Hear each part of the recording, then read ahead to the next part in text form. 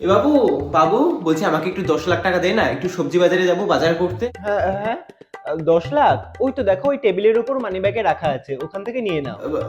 ওই টেবিলে? আচ্ছা আচ্ছা, দাঁড়া। দেখ তো বাবু, এইটা তো? আচ্ছা। কিন্তু কলকা কুমারের মানি ব্যাগ একদম সিম্পল ফাঁকা।